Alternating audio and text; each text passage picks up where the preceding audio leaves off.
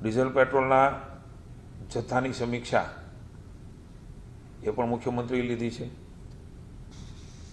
Control room દ્વારા પણ એનું મોનિટરિંગ ગઈકાલે નાની મોટી જે પરિસ્થિતિ સર્જાણી કંટ્રોલ રૂમ ખોલીને ચીફ સેક્રેટરી સ્વયં એ મોનિટરિંગ કરી રહ્યા છે અને જ્યાં જેવી જરૂરિયાત થાય એ પ્રમાણેની સપ્લાયની પણ વ્યવસ્થાઓ એ રાજ્ય સરકારે ભૂપેન્દ્રભાઈના માર્ગદર્શન નીચે કરી છે। વડાપ્રધાન શ્રી નરેન્દ્રભાઈ દેશના વડાપ્રધાન બન્યાને તરત જ આપ સૌ જાણો છો કે ટેકાના ભાવ દર વર્ષે ખેડૂતોના હિતકારી નિર્ણયોમાંનો એક મહત્વનો નિર્ણય એ કેન્દ્રીય કેબિનેટે માનનીય મોદી સાહેબના નેતૃત્વમાં લીધો। 26-27ના ટેકાના ભાવ અલગ અલગ જણસના જાહેર તેના માટે ખાસ કરીને વડાપ્રધાન નરેન્દ્રભાઈ મોદી સાહેબનો રાજ્ય સરકારના ખેડૂતો વતી આભાર માનવામાં આવ્યો। એની ડિટેલ હું આપને આપીશ કે મણે કેટલા રૂપિયાનો વધારો એ ખેડૂતોના હિતમાં કેન્દ્ર સરકારે કર્યો છે। એક સંયુક્ત સંસદીય સમિતિ એ ગુજરાતની મુલાકાતે આવી રહી છે। એક રાષ્ટ્ર એક ચૂંટણી માટે બંધારણમાં 129માં સુધારા વિધેયકનો અભ્યાસ કરી રહેલી આ કમિટી 19 મેથી 3 દિવસ માટે રાજ્યની મુલાકાતે આવવાની છે। આ સમિતિમાં પૂર્વ મંત્રી અને ભાજપના નેતા અનુરાગજી ઠાકોર અને અન્ય પક્ષના પ્રતિનિધિ મળીને કુલ 39 જેટલા સભ્યો ગાંધીનગર ગિફ્ટ સિટી ખાતે રોકાણ કરવાના છે। 20 મેના રોજ મુખ્યમંત્રીશ્રીને તેઓ મળવાના છે। અલગ અલગ બેઠકો યોજીને મુખ્ય સચિવ, પોલીસ વડા, અન્ય વરિષ્ઠ અધિકારીઓ એની સાથે પણ બેઠકો યોજીને વન નેશન વન ઇલેક્શન અમલીકરણ માટેનો પરામર્શ એ કરવાની છે। જેમ નરેન્દ્રભાઈનું ગુજરાતમાં બંગાળની વિધાનસભાની ભવ્યાતિ ભવ્ય જનતા જનતાના આશીર્વાદ પછી આવવાનું થયું। સમગ્ર દેશની ખુશી કે બંગાળ જીત્યા હોય કે પછી સમગ્ર દેશનો રાજીપો એ પણ જોવા મળ્યો। અને માનનીય મોદી સાહેબની મુલાકાત સાથે સાથે માનનીય વડાપ્રધાન નરેન્દ્રભાઈના માર્ગદર્શન નીચે ચૂંટણીની વ્યવસ્થા અને વ્યૂહરચના આદરણીય અમિતભાઈ શાહ કરી રહ્યા હતા, આપ સૌ જાણો છો। એની પણ મુલાકાત એ ગુજરાતમાં આજે રાત્રે આવી રહ્યા છે। 2-3 દિવસની એમની પણ મુલાકાત છે। ત્યારે ગાંધીનગર દશેલા ખાતે મધુ ડેરીના 128 કરોડના ખર્ચે નવનિર્મિત 5 લાખ લીટર ક્ષમતા ધરાવતો ફુલ્લી ઓટોમેટિક મિલ્ક પ્રોસેસિંગ અને પેકેજિંગ પ્લાન્ટનું લોકાર્પણ કરશે। આ ઉપરાંત ગાંધીનગર મહાનગરપાલિકા વિવિધ ગાર્ડન, પાણીની ટાંકી, નર્મદા જળ વિતરણ, પુસ્તકાલય, પ્રાથમિક આરોગ્ય કેન્દ્ર એમ કુલ મળીને 600 કરોડ રૂપિયાના લોકાર્પણના ખાતમુહૂર્ત એ માનનીય ગૃહમંત્રી અમિતભાઈ શાહ દ્વારા થશે।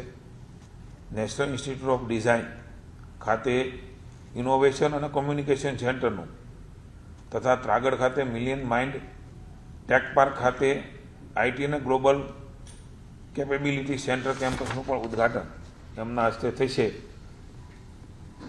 અલગ અલગ રાજ્યની ચૂંટણીઓને ખાસ કરીને બંગાળ જીત્યા પછી અમિતભાઈ શાહનું ગુજરાતમાં આવવું એ ભારતીય જનતા પાર્ટી માટે ને મેં કહ્યું સમગ્ર ભારતને ખૂબ આનંદ છે, ત્યારે ગુજરાતની જનતા માટે પણ આનંદની વાત બની રહી છે। માનનીય વડાપ્રધાનશ્રીએ સમગ્ર દેશને જે પરિસ્થિતિ યુદ્ધની સર્જાણી છે, વૈશ્વિક સ્થિતિ સર્જાણી છે, એમાં અપીલ અને આહ્વાન કરેલું। મને આનંદ છે કે કોઈ વડાપ્રધાનશ્રી એ સબસિડી જાતિ કરવાનું કેમ દેશની જનતા જાતિ કરે ગેસમાં જેમ ભૂતકાળમાં થયું છે। અતિ ભરોસા અને વિશ્વાસ એ માનનીય મોદી સાહેબ ઉપરનો જનતાનો આપણને દેખાઈ રહ્યો છે। જેમ કે કોરોનામાં પણ વિકટ પરિસ્થિતિની અંદર જનતા જનાર્દને એમણે કરેલી અપીલોને ઝીલી છે અને આહવાનને ઝીલા છે। એ જ પ્રકારે આપણે જોઈ રહ્યા છીએ કે મોદી સાહેબે જે આહવાન કર્યું એને સમગ્ર દેશની જનતાએ અલગ રીતે પોતપોતાની વ્યવસ્થામાં એ ઝીલીને આવકારીને પોતાની જીવન વ્યવહારને બિઝનેસમાં અમલ પણ કર્યો છે. આવી અતૂટ શ્રદ્ધાનું કેન્દ્ર વડાપ્રધાન માટેની જે શ્રદ્ધા દેશની છે એ તમે એનું બધા જોઈ રહ્યા છે. આવું લાડેલું દેશના નેતૃત્વ વડાપ્રધાન શ્રી નરેન્દ્રભાઈએ આ આહવાન કર્યું ત્યારે રાજ્ય સરકાર માની ભૂપેન્દ્રભાઈ પટેલ અને નાયબ મુખ્યમંત્રી આદરણીય હર્ષભાઈના વડપણ નીચેની ભાજપની સરકારે પણ કેટલાક નિર્ણયો એ લીધા છે. આખી ડિટેલ હું તમને આપીશ, કેટલીક બાબતો માત્ર આપના ધ્યાન ઉપર મૂકું છું. કોઈપણ સરકારી કામકાજ માટે જરૂરિયાત પ્રમાણે જ પ્રવાસનું આયોજન એ કરવાનું રહેશે.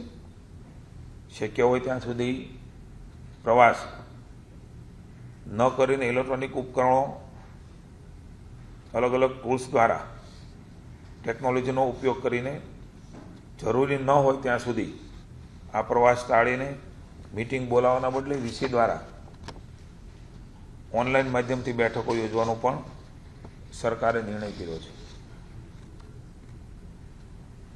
અનિવાર્ય ન હોય ત્યાં સુધી વિદેશ પ્રવાસ પણ ટાળવાની રાજ્ય સરકારે નિર્ણય કર્યો છે. વિદેશમાં અલગ અલગ પ્રકારની તાલીમ, પરિસંવાદો, અભ્યાસ વગેરે યોજાતું હોય છે એ બને ત્યાં સુધી, ફરજિયાત ન હોય ત્યાં સુધી ટાળવાનું. અન્ય રાજ્યમાં અને કેન્દ્રમાં જે બેઠકો યોજાય છે એમાં પણ સહભાગી થવાનું ફરજિયાત હોય ત્યાં ચોક્કસ જવું પડતું હોય છે. પણ જ્યાં ઓનલાઈન માધ્યમથી થતું હોય ત્યાં એ પ્રકારે કરીને બને ત્યાં સુધી મુસાફરી ઓછી થાય એવો પ્રયાસ રાજ્ય સરકારે કાળજી રાખવાનો નિર્ણય લીધો છે.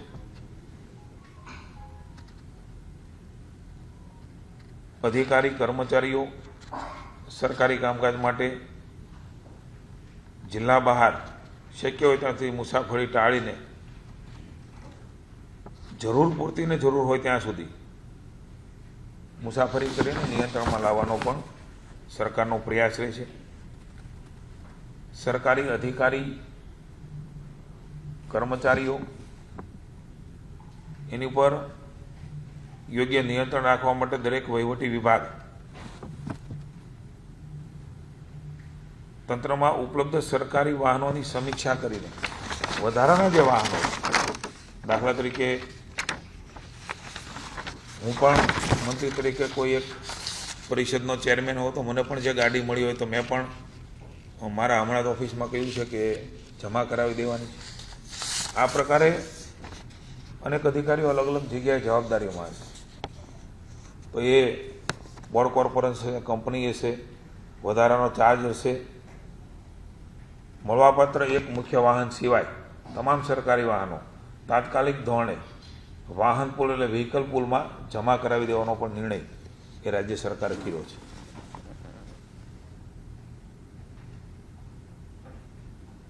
ખાસ કરીને ઇલેક્ટ્રિક વ્હીકલ હોય ત્યાં સુધી આનો ઉપયોગ કરવાનો પણ નિર્ણય સરકારે કર્યો છે. પર્યાવરણને ઈંધણની બચત માટે ખાનગી વાહનનો ઉપયોગ ટાળીને જાહેર વાહનનો ઉપયોગ જેમ કે મેટ્રો, એસટી, બસ, રેલવેનો મહત્તમ ઉપયોગ શક્ય હોય ત્યાં સુધી કરવો. મેટ્રો ટ્રેનનો સમય પણ 11 વાગ્યા સુધી લંબાવવાનો નિર્ણય એ લેવાનો છે. આગામી 6 મહિનામાં તમામ સરકારી કેન્ટીનોમાં પાઇપ ગેસ કનેક્ટિવિટી પીએનજી એ ફરજિયાત બનાવવાનો નિર્ણય પણ સરકારે લીધો છે. તમામ સરકારી સંસ્થાઓમાં ચીજવસ્તુઓ સ્થાનિક ઉત્પાદન, એમએસએમઈ, લઘુ અને મધ્યમ ઉદ્યોગો એટલે કે ભારતીય મૂળની સેવાઓનો આગ્રહ બને ત્યાં સુધી રાખવો. ખાસ રાજ્ય સરકાર દ્વારા વિનંતી છે સમગ્ર જનતાને, ગુજરાતની, કોઈ પણ ગભરાટમાં આવ્યા વગર કરવામાં આવતી ખરીદીનો બિનજરૂરી સંગ્રહખોરી ન થાય અને ઉત્સાહિત ન થવા માટે થઈને પણ જનજાગૃતિનું એક અભિયાન પણ જરૂર પડે રાજ્ય સરકાર ચલાવશે. પણ રાજ્ય સરકાર વતી હું વિનંતી કરું છું કે કોઈ પણ ગભરાટમાં આવ્યા વગર સંગ્રહખોરી ન કરીએ અને કરતા હોય તો એનું ધ્યાન પણ દોરીએ. અલગ અલગ કાર્યક્રમોમાં બને ત્યાં સુધી સાદગીપૂર્વક અને લોકાર્પણના કાર્યક્રમને વર્ચ્યુઅલથી કરવા માટેનો આગ્રહ એ રાખો. આ પ્રકારે રાજ્ય સરકારે એક એસઓપી ટાઈપ બને ત્યાં સુધી આ પ્રકારનો આગ્રહ રાખીને કામગીરી કરવાનો નિર્ણય એ રાજ્યની સરકારે લીધો છે.